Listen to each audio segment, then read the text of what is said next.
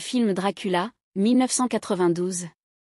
Dracula, également connu sous le titre Bram Stoker's Dracula, est un film d'horreur gothique sorti en 1992.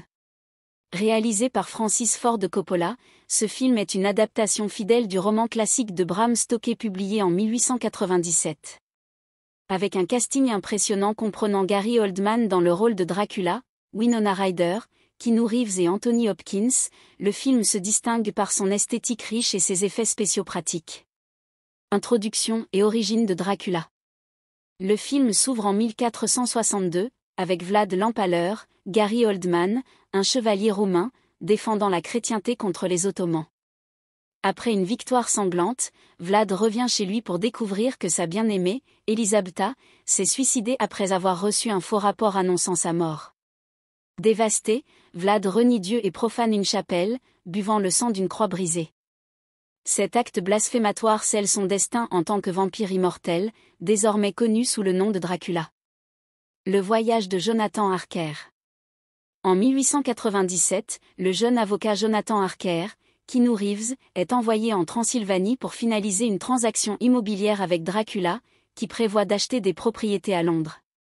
Dès son arrivée au château, Harker découvre l'étrangeté de son hôte et devient rapidement prisonnier des 3 épouses vampires de Dracula, qui se nourrissent de lui. Pendant ce temps, Dracula voit une photographie de la fiancée de Harker, Mina Murray, Winona Ryder, et la reconnaît comme la réincarnation de sa défunte épouse Elisabetta. Motivé par ce désir de retrouver son amour perdu, Dracula se rend à Londres, transportant avec lui des caisses de terre sacrée nécessaires à sa survie. L'arrivée de Dracula à Londres. Sous l'apparence d'un jeune aristocrate charismatique, Dracula commence à séduire Mina tout en se nourrissant de Lucy Westenra, Sadie Frost, la meilleure amie de Mina.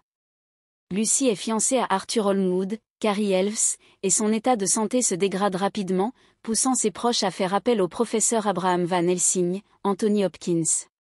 Van Helsing, expert en sciences occultes, comprend rapidement que Lucy est sous l'emprise d'un vampire. Malgré ses tentatives pour la sauver avec de l'ail, des transfusions sanguines et des prières, Lucy succombe finalement et se transforme en vampire. Après sa résurrection, Van Helsing et ses alliés, dont Arthur, la traquent et la libèrent de sa malédiction en lui enfonçant un pieu dans le cœur. L'histoire d'amour maudite. Parallèlement, Dracula poursuit sa séduction de Mina. Bien qu'elle soit initialement troublée, elle tombe sous son charme, ressentant une connexion mystique avec lui. Lorsque Jonathan s'échappe enfin du château de Dracula et revient à Londres, Mina le rejoint et ils se marient.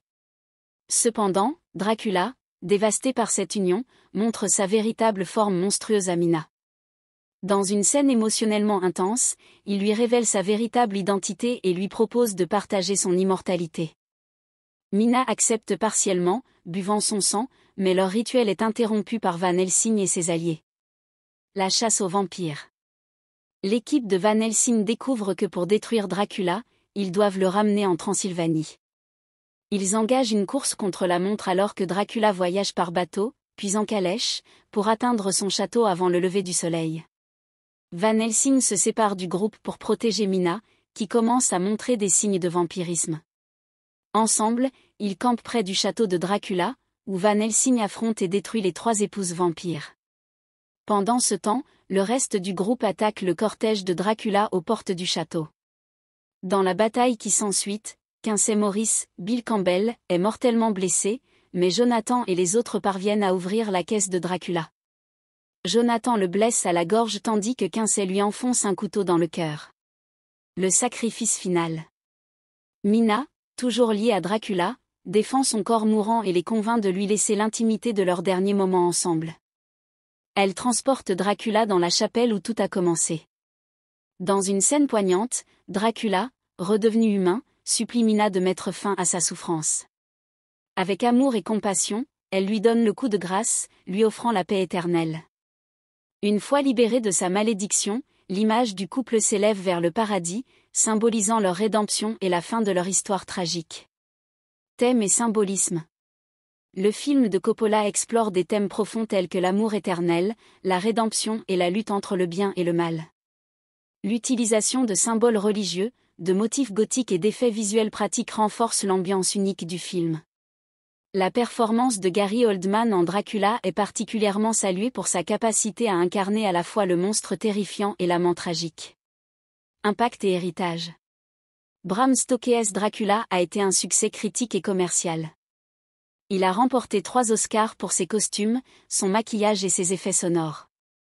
Le film est souvent cité comme l'une des adaptations les plus fidèles du roman original, bien qu'il prenne des libertés artistiques pour renforcer la dimension romantique de l'histoire.